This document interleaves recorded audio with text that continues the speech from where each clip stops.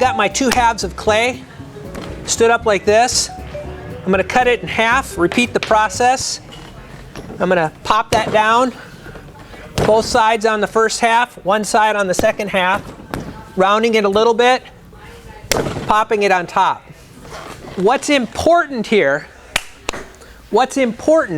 is that my layers of clay are stacked like pancakes. They're always going in the same direction.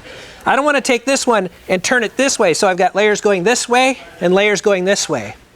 The other thing is I've cut it twice, and if you look, I have 4 layers of clay. Every time I cut, the layers double. If I do it 10 times, I end up with 1,000 layers of clay. Okay? So the goal, clay, like everything else on the planet, is made of particles, right? What I want to do is compress those particles together. I want to get them tight. The tighter they are, the stronger the clay is.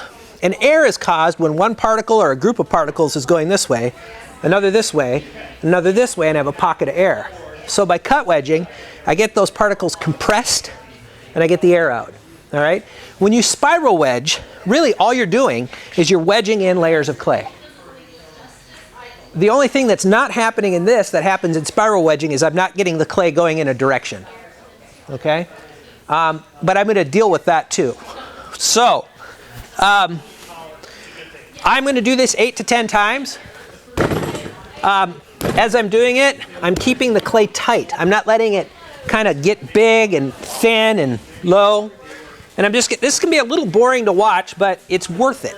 I'm going to come down again, repeat my process.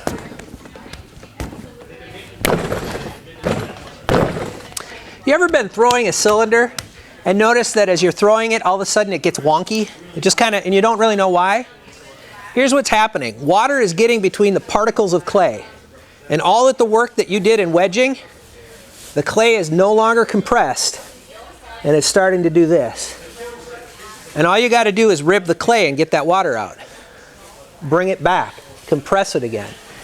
Throughout throwing, the entire process of throwing, especially when you're working large, you have to keep the clay compressed. You have to keep it tight. You can't ever let it get out of control. It starts here, but it continues on the wheel. Very important. So I'm going to cut in half, bring it down, just kind of keep going with this. Now, when you're spiral wedging, you kind of want to be down here like this, right? But when I'm cut wedging, my personal wedging table is about this high. Because I don't want to be picking, this kind of requires my back like this or something. I want to just stand up straight and go boom, boom, right?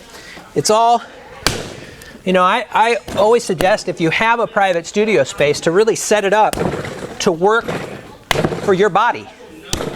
And I like, my eyes aren't as good as they used to be. I like things closer to my eyes. But I also don't like to, I don't like to have to slouch. So this is a little low for me, actually.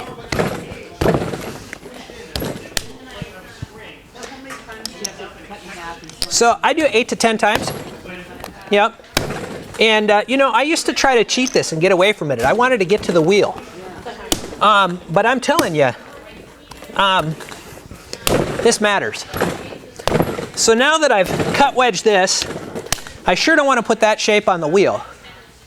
So I need to get it round. So the next thing I'm going to do is kind of get it into a cube, which is getting me started towards round.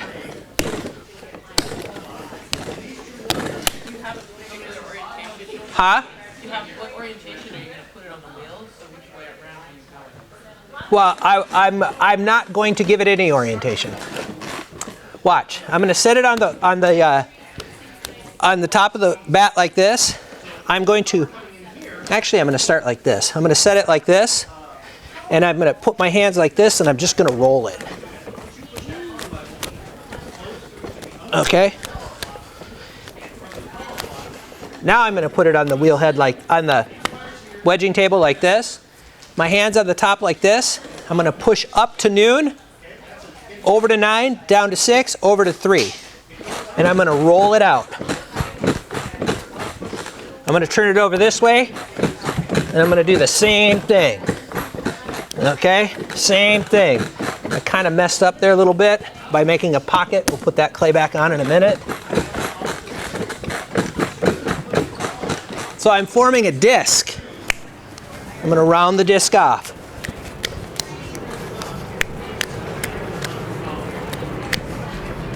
And I'm going to repeat.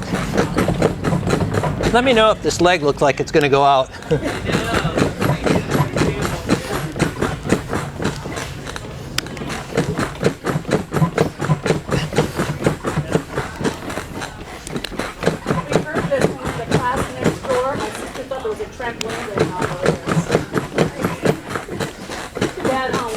Yeah. So I'm going to get all of my sections of clay into discs, just like this.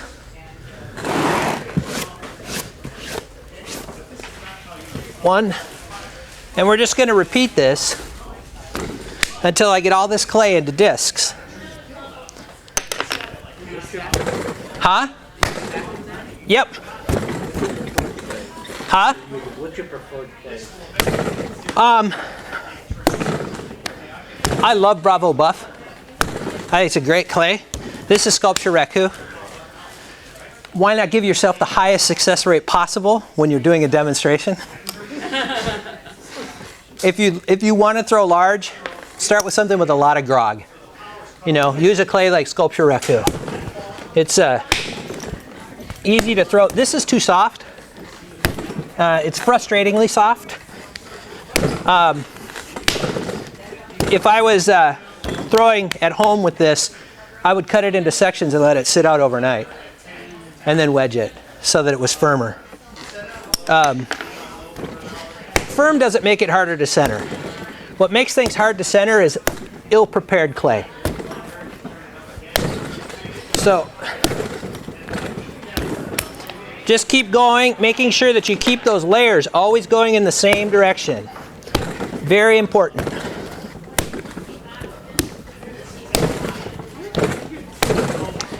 Do you know it has been just a process of watching other people, experimenting, playing around, but I'm really just looking for a way to get there without hurting myself or fighting, you know. Those are the two things I don't want to do.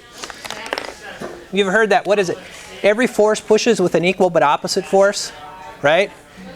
You put 10 pounds of force on the clay, it's going to push back with 10 pounds. If there's an air bubble in there, it's pushing back at you as hard as you're pushing at it, you know?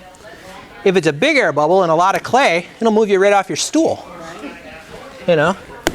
And you think, how's that possible? I weigh 200 pounds, you know? But it does.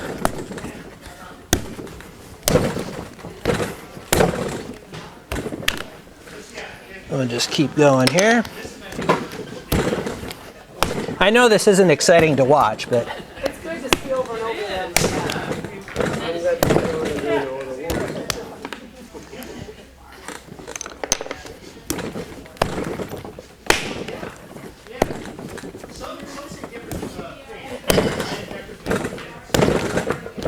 Pieces where you center a mound of clay and then slam another mound of clay down.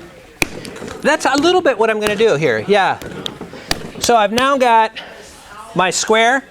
I'm going to take it and roll it round. And I do have to put my hands on both sides like this, because if I don't, it'll start to get concave on both sides. So I kind of want to, you know, reduce that as much as possible. Roll it out. And again, my hands are on the outer edge to stop it from coming up. Right? Flip it over. Roll it up. Flip it over. Roll it. Roll it out.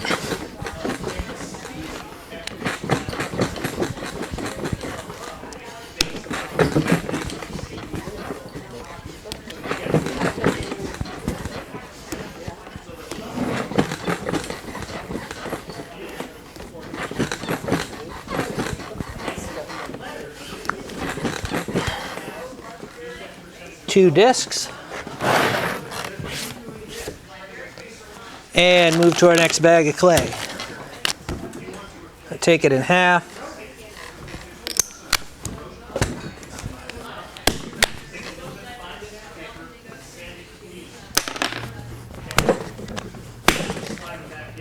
Like this.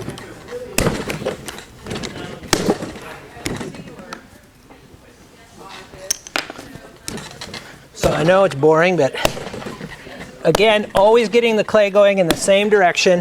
Never change the direction of your layers because you're compressing the clay. You change the direction, you defeat the purpose. Yeah? Huh? No, not at all. So I do have, oh, I got my wire, yeah.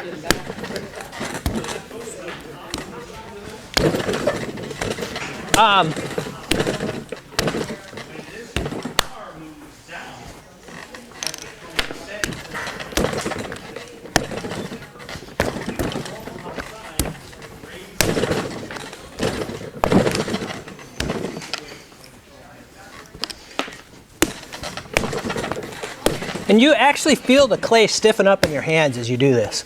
You'll feel it.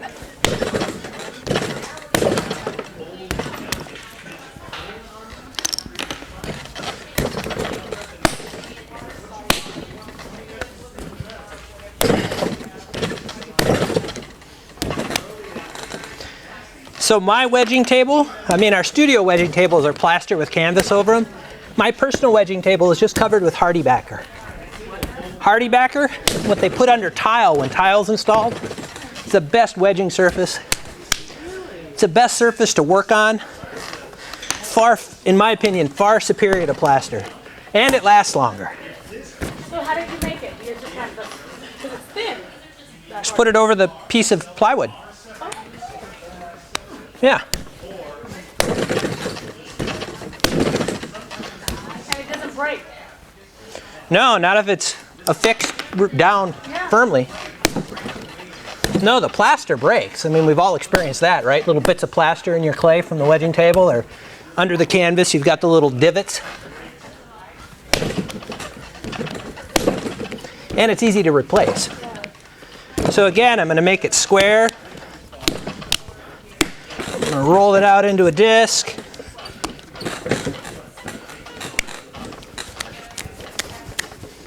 Make it round. Roll it out into a disc.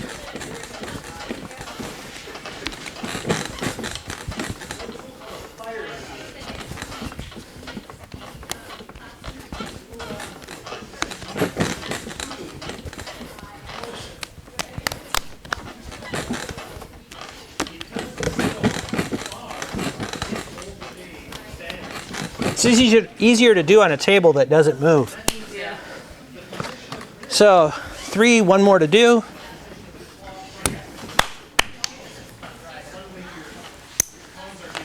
So the clay, when it comes out of the bag, it is processed, but as it has sat in the bag, the water has migrated, and there is air in it. So, the air isn't the biggest problem. The biggest problem is the particles not being tight. They need to be tight if you want to succeed without getting frustrated. Ideally, those would be a little bigger. But this is moving around. I would get those discs a little bit more round. So I want to talk about the wheel for a minute. One is, you notice that my stool is 2 inches higher in the back than it is in the front. And that's because it's going to put me into the clay. And also, you can see that my back is straight as I'm leaning into the clay, okay? My wheel, my personal wheel in my studio, is this high, all right? I just took the caps off the bottom of these legs, went to Home Depot, got some pipe that would fit inside of those legs, and set it up that high. So when I sit at my wheel, I'm like this, okay? This is a really good posture for me. It's comfortable. I don't get hurt. I don't like standing because I lose a little leverage. And also, if I get any height, it's not manageable. So just like this, I don't like Pacifica wheels at all without legs on them because they're low. A Brent wheel's a little higher. So is a Shimpo. They're a little higher. But this is okay for today, but I wouldn't throw all the time on this wheel. I'd hurt myself. So, you know, if you can lift your wheel up a little bit, and, you know, I say just, you know, a few inches below your waistline gets you like this. And I like the top of the stool to be even with the wheel head. The top of the front of the wheel to be right there, and then the back to be 2 inches up. You know, makes a big, big difference. The other thing before we start here, a word about bats. This is a bat that was given to me as a birthday gift from Clay Planet. You can buy big plastic bats, but I highly recommend you don't use them because two things. One, the clay will never dry on a plastic bat, especially with a lot of clay. Two, they kind of get wonky. And three, it's hard to get the pot off of them. So this is some kind of compressed wood, but plywood, I mean, whatever, you know, some kind of a wooden bat is what you want. When you're throwing large, it matters a lot. Is Masonite okay? Masonite's good. A little thin maybe, you know, if you're putting a lot of weight on it, but something, huh? Yeah, the tempered, yeah. Too much temper too, though. It won't draw any water out of the bottom of the pot. Yeah, but it doesn't do that. Yeah. So I'm going to take a little bit of clay here, and I need to affix the bat to the wheel head. And I'll see sometimes people will take, and I had a whole thing of clay. Where did I saved a little? I'm just going to take a little bit off my discs here. Huh?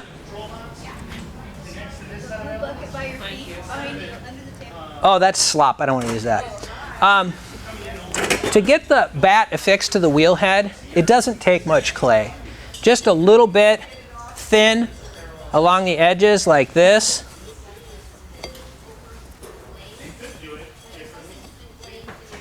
Is really all it takes. What I'm going to do is I'm going to soak the wheel head with water, and what's going to hold the bat down is suction. So, you know, pretty elementary stuff, but sometimes I'll see people put a thick layer of clay on here, and it just makes the wheel harder to clean. And actually, I think if you get too much clay on there, it doesn't stick as well. But I'm going to just soak that wheel head and put the bat on there this way. And I like bats where the holes go all the way through because it makes it a lot easier to find the pin. And I keep rags or big sponges around me when I'm throwing without spill pans because I now can just thought myself, the water might go that way, but that's okay. I'm not over there. Just kind of clean that off. Not that it matters that much, but. So now I want to put this clay on this wheel in a manner that it's 95% centered before I even start to throw. Okay? That's why I took the time to make those discs, so that I can really get that clay on there pretty well. So I'm going to pick the larger of my discs, probably this one. And like I said, ideally I'd make these a little bigger than they are. And you keep the bat dry? The bat's dry, yep. I'm going to set it down on there, and I'm not going to spin the wheel, but I'm just going to go like that. Well, more centered. There we go. I'm just going to go like that. Spinning the wheel manually, patting the clay down. I don't want any water on there. No water. Dry. Take the next one. I'm going to set it right on top. Just like that. I'm going to do the same thing. Pushing it down. Spinning it around.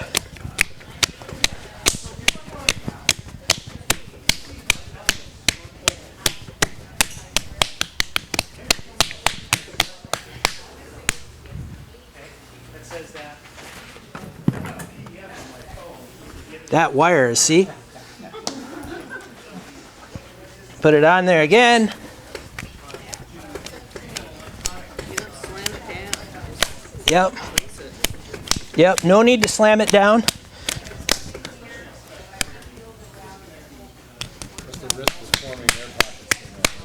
Huh? What's the risk of forming air pockets in there? Not, because the shape of the clay pushes the air out. Yeah. Right.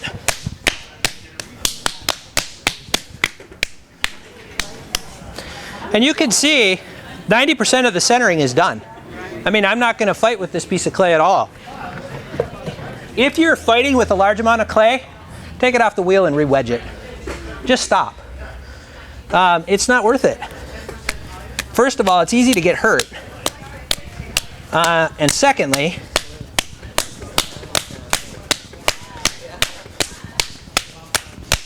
now you see why even if I wanted to throw something tall, it doesn't really matter. And you can see why I would like to have started with them a little wider, because I'm going to have to bring this down quite a ways.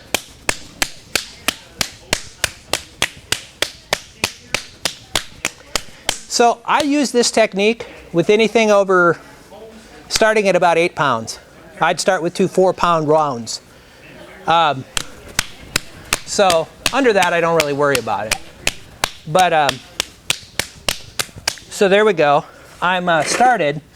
Now, as I begin to actually work on centering this, there's a few things that are important. One of them is that I want to be as close to the wheel as I can get, given the the width of the bat. The second thing is that I'm going to use my body. I don't want to use my shoulders especially, and I don't want to use as little of my arm muscle as possible. I really want to use my body. So I'm going to get my elbows into my body, and I'm going to be on the clay like this, really working on centering it. The closer that I can get the heel of my hands together, the better. Okay?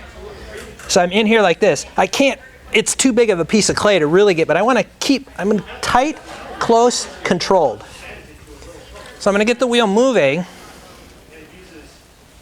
at like a fairly medium speed, and I'm just going to get the clay wet. I'm going to get in on the clay. Need a little more speed than that. There we go. And I'm just going to start to cone it up. I'm not fighting with it. I'm not, I mean, I can talk to you while I'm doing it. I mean, I'm not grunting, right? I'm just using the core of my body, and I'm kind of just bringing it up. You know, centering is the process of bringing the clay up and down. You don't knock clay to center. That's kind of basic stuff. Now I need to start bringing this clay down. And I'm not going to use my hand to do it. I'm going to use my forearm. So I'm going to set the speed of the wheel, move my stool out of the way. This hand is going on the clay like this because I have to keep that clay tight. I'm actually pushing into the clay. This hand is here, and I'm just bringing the clay down. If I start to feel like it's, you know, getting a little messy in there, I'm just going to come in. Notice how my elbow is kind of on my knee even, you know, I'm using my body weight. I'm staying rigid. I never want this to get out of control, all right? If it starts to get out of control, I really need to evaluate what I'm doing.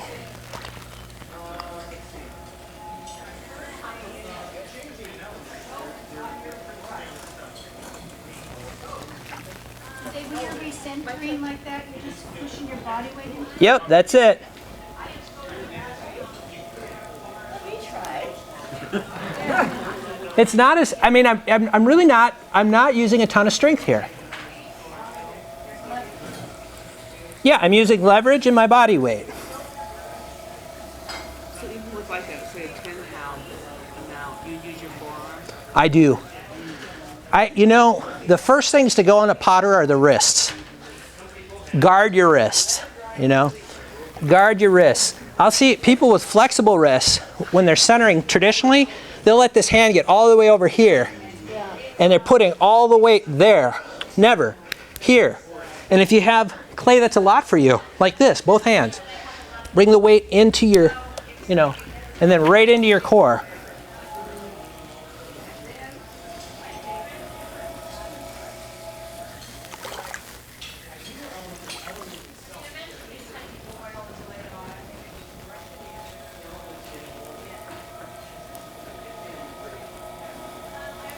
To say something about wheels too, what's important about the wheel is, if you're wondering if your wheel can do this,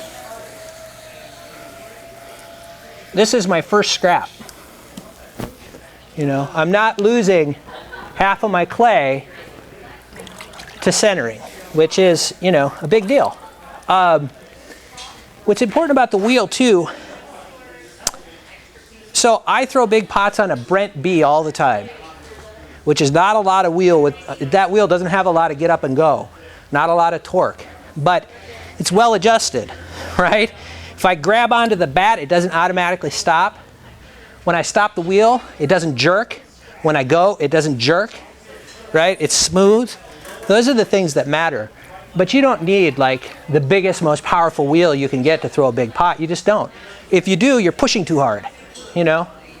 And the truth is too, this is like a flywheel. I mean, it's creating its own motion, right? So,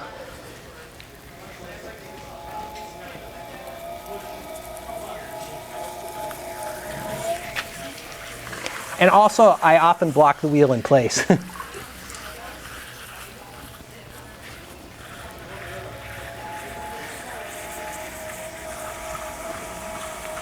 So this little area right here, I'm about to bring the clay down onto the bat. I want to make sure that there's nothing funny down in there. I'm bringing my finger down in there and just taking that, you know, making sure there's no funny clay down in there, because I don't want to create air in that space. Because I'm going to bring it down to the bat.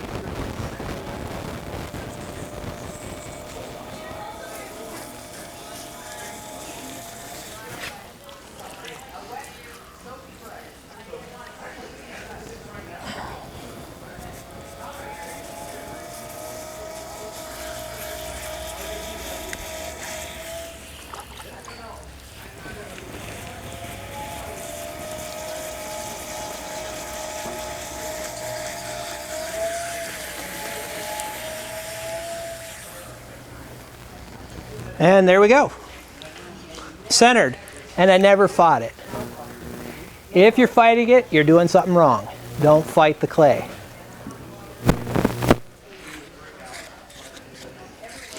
So the next thing is to drill the hole.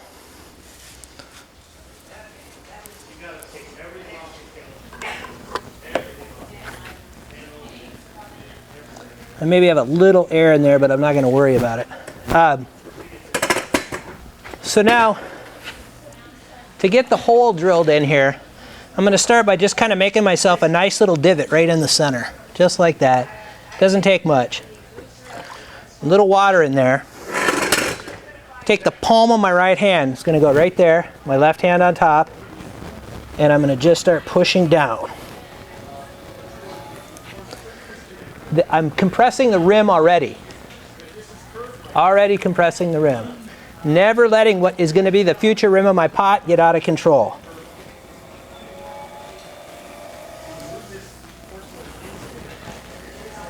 And unfortunately, that air bubble is right where my rim is going to go, so I'm going to have to get that out of there.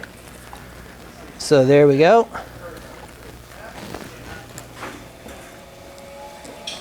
All right. That's all my wrist gets without putting pressure on my wrist. So I'm going to stop there. This little out in here will solve itself. I'm not going to worry about it. What did you just do to get rid of that air bubble? I compressed it. Yeah. So, and it's probably still in there a little bit, but I'm not going to worry about it. I'll get it out at some point when it becomes apparent to me that it's time. I want an 1.25 inches, 1.5 inches of clay on the bottom. The big pot, don't shortchange yourself. If you're going to trim it, I will turn these over and put a foot on them. You know, you don't want to short, but also you got to get this off the bat. And if you have a 1/4 inch of clay down there, even a 1/2 inch, you're going to come through the bottom when you take it off the bat. So you don't want to lose the bottom of your pot. So right now that's a little bit much. So I'm going to go down a little bit further. But now I'm just going to kind of go down like this so that I don't put any more pressure on my wrist. And I'm going to check my depth again. See what I mean by it's a flywheel? I have to stop the wheel because it's, yeah. So now I'm about there. That's pretty good. Maybe a little shallow, but it'll work for me. I'll make up for it. So now I've got this shape. I don't want the top of that shape to change at all. I want to turn it into this. I don't want this width to grow at all, but I want to pull the clay this way so that when I have opened this up, the bottom of it, at the bottom, I'm going to have the width of clay here that my finished pot will be. In other words, by bringing the clay this way, I don't end up with this big, thick bottom that I have to figure out how to pull up. So once I pulled it this way and made an inverted V, then I'm going to stand these walls up. And it's a way of managing the clay without having this big, thick thing that you have to pull. All right? So to do that, a little water in there. My right hand is going to go here, my left hand on top. I want to get into a position that's comfortable, and I'm going to pull my fingertips this way, just like that. And it's going to, and I don't want to dig down, which is what I'm doing. A little more water in there. Okay, so I'm going to just dig down in, just like that. If you want, you can kind of stand up. You can see what I'm doing in here.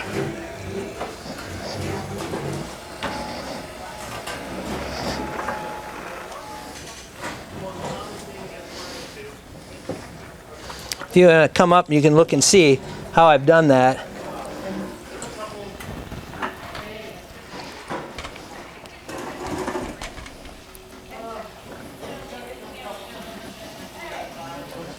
I'm compressing the bottom now, but you can see that inverted V. All right, so the bottom, my edge is now right about there. All right, and it's funny. Yeah, you can see how I've come in like that. And I'm going to compress this bottom as best as I can.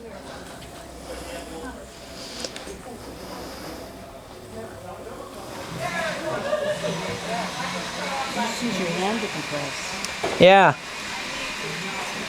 Actually, I don't want to make it thinner. If I use a rib, I can get it too thin really quick. That's true. So, and when you're compressing, what you're actually doing is pulling the clay across the bottom. It's like you're taking a pull, but you're going across the bottom. Compressing is almost the wrong word for it because you're not really pushing down, you're pulling across. And you're pushing it back like that. And all you're doing is you're organizing those clay particles. You're telling them where to go. You're saying, go to your bedroom, and I mean it. You know, that's essentially it. So now that I have this shape here, literally what I'm going to do is I'm going to put my hand there, and I'm just going to pull this up. And that's my first pull. Just like that. And I'm going to compress this rim. And there we go. Now, this is going to be a flower pot. So, or a planter, I guess. So I'm going to put the hole in the middle right now. There's no sense in fighting with it later.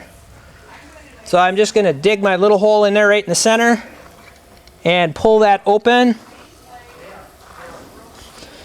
and compress it. And I actually leave that up a little bit. So when I've pulled in there, I've got a little rim going around the outside of my hole. Really helps eliminate cracking. Sometimes these crack right at that spot, and I've never had it happen when I leave a little rim right in there. Yeah, it's almost like I pulled up a little wall. Oh yeah. Yeah. Aren't you clever? Yeah. That helps. All right. So my rim's in good shape. I'm doing pretty good here. I'm a little bit out of round, but not too bad. All right. So now we're going to talk about pulling. How are we going to lift the clay, right?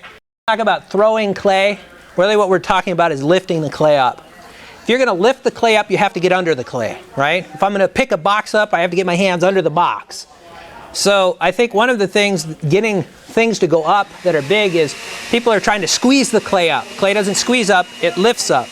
The first thing I'm going to do is I'm going to create a little bit of, on my first pull, a little bit of a groove at the bottom. I don't want to state it, but what I'm doing is giving myself an opportunity to get under that clay. If you're going to throw large, you got to lose the sponge. I'm going to sponge the outside of the pot and the inside of the spot. All right. You also can't throw with your fingertips. You have to learn to use your whole hand. And so I'm going to use my knuckle of my pointer finger and my thumb. And on the inside, I'm going to use the fingertips in the beginning of all fingers, but not my whole hand, just my fingertips. I'm back here. If this is 6 o'clock, I'm at like 4 or 5. I'm back here. My elbow is in. I'm tight to the clay. My other hand is here. And I am just, this hand is pushing out. This hand is pushing in. This hand is above this hand. And I'm lifting the clay up between them. They are not pinching together like a pliers. This hand is pushing out. It's pushing the clay over this hand. This hand is pushed in to get under the clay. And this clay in here is the clay I'm lifting. Okay? So you could see that little bit of out of centeredness, as I got it into a ring, I'm able to just center it back up again. So don't panic about that. You know, don't spend all day trying to get that perfect. Just don't let it get out of control. All right, so I'm here.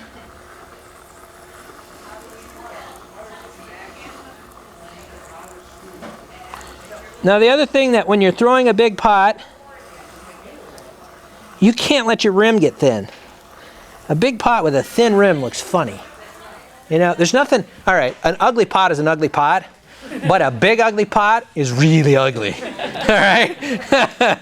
So don't let that rim, and you know, the other thing is keep your rim compressed.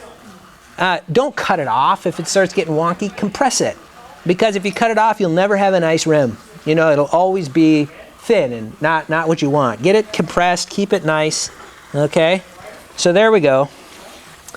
Now, when I was saying with wedging, what I was doing is compressing the clay. As I've added water, those clay particles have slid on each other.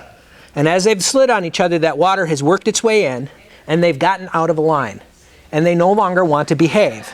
They don't want to go to their bedroom anymore. So I'm going to give them a little discipline with this rib. Now, the thing about this rib is that I'm going to use it on the outside, but I only want it to touch the clay at one point. If I have it touching on a large surface, it's going to create drag, and I don't want drag. I want it to touch on one point, and on the inside of the pot, I'm going to push out to the rib using just my fingertips again, because I don't want to create drag. All right, drag is a drag. So I'm just going to come on the side of the pot here, and I'm just going to, I'm not trying to lift the clay up.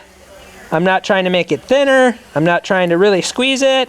I am just compressing it and reminding it where it's supposed to be. Also got a little bit of what I call junk clay off of there, you know? I don't like the junk clay.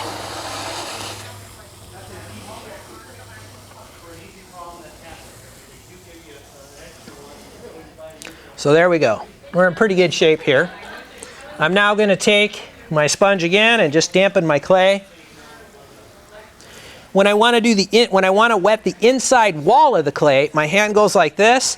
The water squeezes against my hand. It goes right down the side of the pot, and I don't end up with it on the floor of the pot, but instead it's on the wall of the pot. Hand like this, thumb pushes in, so it goes under the clay. This hand pushes out. Because of the floor of the pot, this hand is automatically above that hand. And they go up together in lockstep. Okay. So there I am. I'd like you to notice that my hand is into my leg, and I'm pushing in with my leg. All right? I'm not trying to, my shoulders are the first thing I hurt. If I'm in there trying to push in with my shoulders, when I'm done, I'm going to be sore. Okay? But my leg muscle is pretty damn strong, right? So if I'm pushing in with that leg muscle, and again, I'm not like a plier, right? Because one hand is above the other. And I am just lifting that clay up and up and up. Paying attention to that rim, not allowing it to get thin. Keeping it nice and compressed. And there we go. All right. The other thing about coming with my hand in like this is it allows me to come up like this without ending up into myself. If I'm like this and I come up, where do I go? The only thing I can do is start going like this, right? Okay, that sucks. I mean, and it doesn't work. But here, I'm just up, up, up, and if I need to stand up, I'm still comfortable, right? So, you know, think about your body position, think about your arms, think about how you're going about this. Now, I'm going to take the time to rib it again. Again, it's one of those things that when I skip it, I regret it, you know.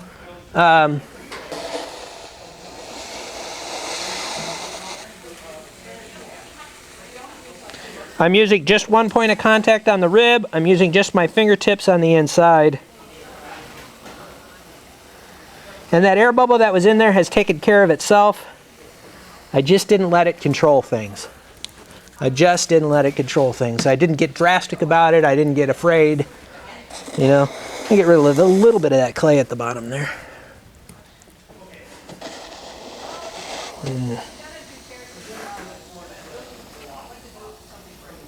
Okay. So my strategy is going to change here just a little bit. I'm going to do the same thing with this hand, but this time I'm going to just push in with one finger, and I'm going to let these fingers drop down below. So I'm like this. Okay? So these clays, actually between this knuckle and here, I'm compressing the clay as I go up. This thumb is like this. When you lift up, you ever have a little bit of clay, kind of junk clay that gets out of control and you feel like you just pulled the top pound of clay off the top of your pot? This thumb is compressing that clay as it goes up. So it's a little bit above it. So this finger, I'm like that. And the clay that I'm lifting is right in there. Okay? So again, I need a little bit of, get the right, I'm having a hard time finding the right speed on this wheel. There we go. So I'm going to push.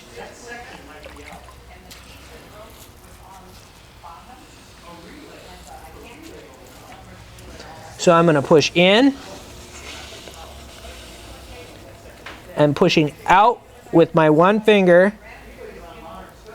And my other fingers have dropped down. If anybody wants to stand up here and look at my hand position in the pot, you're welcome to do that. I can kind of just hold right here and you can look and see what I'm doing. It's because this is a kind of an important thing in terms of getting clay to go up. So this finger is pushing out. Those fingers, one finger in the groove, my thumb is placed on the top right there, and that finger is right there. And I'm just going straight up.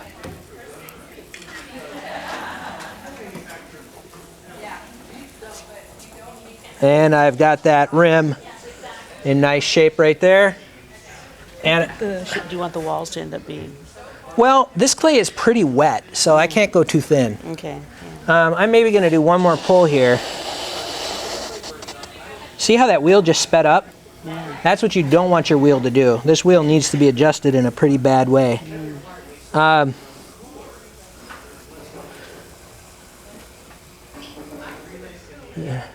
Nice thick rim. Good strong rim. Yeah, you want a nice rim. Not so heavy that it's going to hurt your clay, but I'm going to take a small pull here, not a big one, just one more. See, it's slowing down and speeding up. It's driving me crazy. All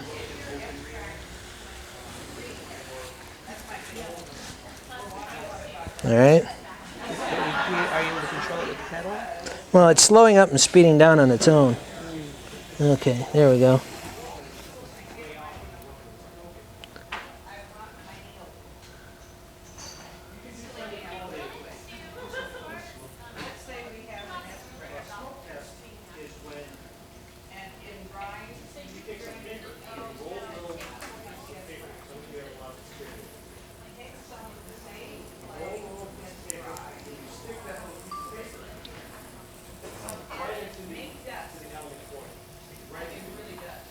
There we go. And we'll compress it.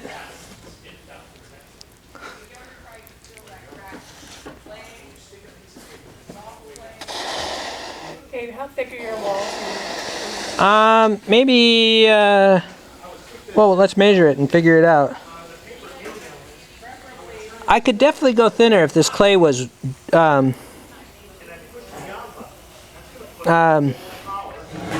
drier. So, up here in the middle, about that. About the same. So, all right. So now we're going to shape the pot. And my rule for shaping big pots is this. I think of it like playing a game of poker, right? So if I'm sitting across from you and we're playing poker and we've each got our cards, I don't want you to know the cards I'm holding. I want you to discover the cards I'm holding as I play them, right? Pot's the same way. I don't want it to know what I'm thinking, all right? If it knows where I'm planning to go, it's going to disagree with me. You know, it's almost, it's, I don't know, there's something about that. So what that means is that I'm going to be subtle in my movements. The other thing is, this is the weakest part of the pot. If I lose it, I'm going to lose it right down here. I'm going to lose it right at the base, right here. So I'm going to move the rim first, and then I'm going to move the bottom. All right? Because if I move the bottom and then the rim, when I move the rim out, the bottom will torque. So it's kind of counterintuitive, but I move the rim first. So I'm going to get a little bit of go on there. This wheel is starting to make me nervous, though. I'm going to start maybe down here. I also don't shape with the rib, especially with big pots, because I can't feel what's going on, and it's way too easy to go too far. So I'm going to, and if it's a little bit out, I can feel it with my hand. I'm going to start down here, and I'm just bringing it, I have my hand in that same position, and I'm just sort of bringing the clay out over my hand. You can see why I made that rim so beefy, because as I get out here, it's getting a lot smaller. Now I'm going to, damn thing. I'm going to come down, not all the way to the bottom, maybe down to here. It just sped up on me. Yeah, all right. So now I'm going to come down here and bring it out a little bit more. I guess this is the speed it wants to be, so I'm going to have to just be gentle. I'm going to come down here. It is. Yeah, and I'm going to just bring it out. That's just too fast. So now that I've gone there, I'm going to dig into the clay a little bit. Come on. I want to get under the clay a little bit. And I'm going to just begin to get that shape down there that I want.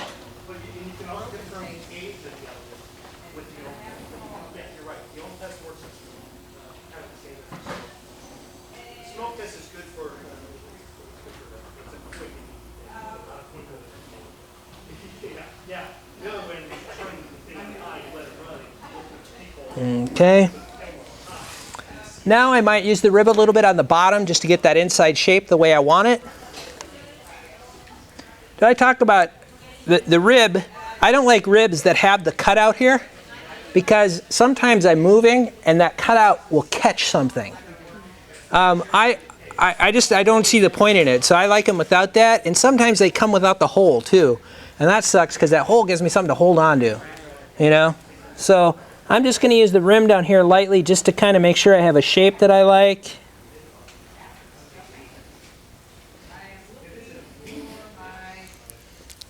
if I want to now, I can come to the outside and, whoa, see how that just sped up? Jesus. And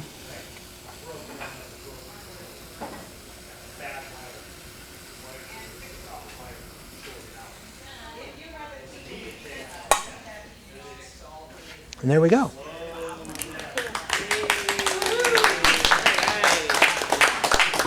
So, a few more things to talk about. One is we got to get this off the bat, all right? And so it's like I said, I want to start right now working on getting this off the bat. So I got a little water in there too. You don't want to leave water in there. Water leads to cracking.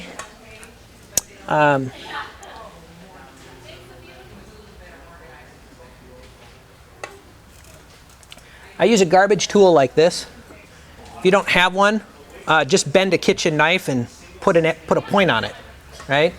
And what I'm going to do is I'm just going to cut a groove along the bottom edge to give my wire the best chance of getting down to the bat. Clean my hands off here a little bit.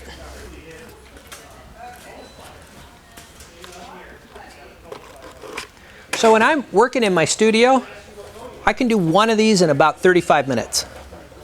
That includes the wedging? Including the wedging. Wow. So, you know, I mean, you can actually get to a point where you're moving pretty fast with these. Especially if you are not, you know, you can spend half a day trying to center it if you want to.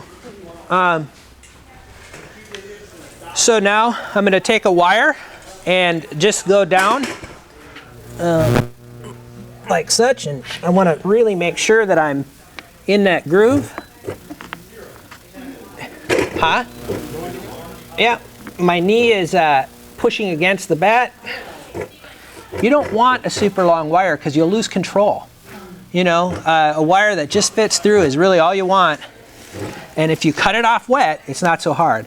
The harder it gets, if I can still work on this pot if I want to. It's not a 10-pound bowl. You could cut it off the wheel and still work on it. You know, just don't let them get too dry before you cut them off. It's a big mistake. So if I trim a foot on it, I put a big bat on it. Where do you get a bat that size? Well, you know, they don't have to be round, right? You can put cut the corners off of a piece of plywood. Yeah. Or you can even just, if it's leather hard, you could have just 2 little chunks of 2x4 with a piece of clay in here.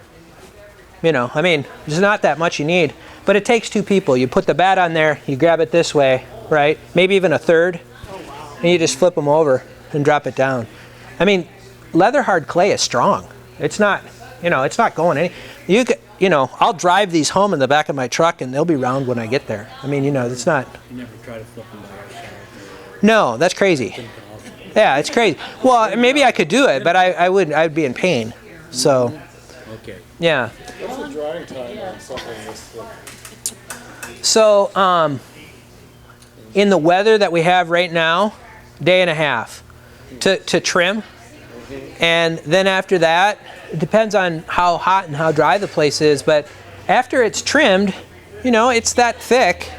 So, I mean, it's not super thin, but it dries pretty quick. I mean, not that much, doesn't take that much more time. A week or so? Yeah. The other thing is after you get the pot off the bat and it's leather hard or you've trimmed it, that's a lot of clay to shrink.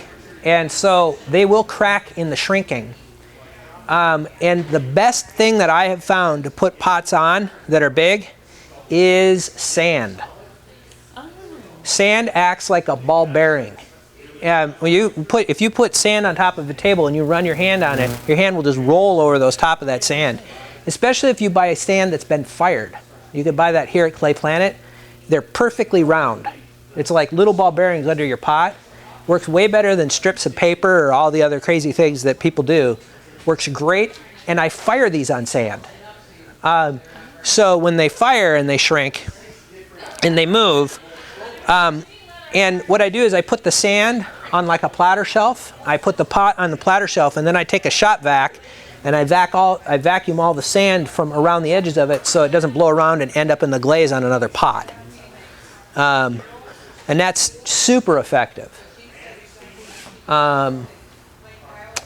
Let's see. Does it melt? No, sand doesn't. No, sand doesn't melt. So it's a really effective, especially if you buy pre-fired sand, which is it's not expensive. You buy a big bag of it here for $15 or something. You know, it's not a big deal. It'll last forever. Questions? How do you finish your pieces? Well, it sort of depends on what I'm doing. I like chinos a lot. You know, it can add interest to a pot like this very quickly and just give some kind of interest to it. A lot of times I won't throw these with the bottom, and then I'll throw a platter and I'll kind of squeeze the shape of it and maybe twist the rim and you know, do something with chino. And you know, you could take this rim now and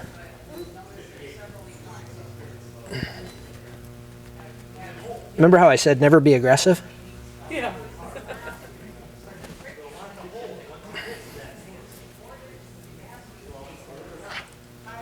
You know. Yeah. You know. Make it a little harder to trim, but not that much harder. And maybe I might take some little discs of clay and put them on there. Put a couple handles on it, make it interesting. Put some chino glaze on it, $400. Spray, pour. Oh, always spray big pots. Okay. It's just the easiest thing to do. Yeah. It's a little time consuming, but I always spray big pots. Yeah. So New gas fire content. gas fire content, yeah. Yeah. So trying to think. I think that's pretty much it. I didn't get the full 90 minutes in here, but How do you bisque this one? In the gas kiln? in the gas kiln. Yeah, lowering that down into an electric kiln would. Yeah, I was gonna say it's not big enough. How big is your kiln? We have 3 of them. One of them is like 75 cubic feet. The other one's about 50, and the other one's 40. You got new one in? Huh? You got new one in? Yep. Oh, yeah? Oh, you Yep. did. We haven't actually fired it yet, so Oh, you haven't fired it? yeah. So soon. Yeah, it's a brand new Laguna 40 cubic foot. Wow. Can't wait to fire it. So, Blossom Hill Crafts, Oh, okay. Is that the one on the far left? far right. No, there's 3 of them. We didn't replace either of the 2, so we have 3 up there now. Yeah, yeah. So, I'm going up there tomorrow, so I'll check it out. it's pretty cool. Well, thank you very much. I mean, I guess that's what I have to show you guys.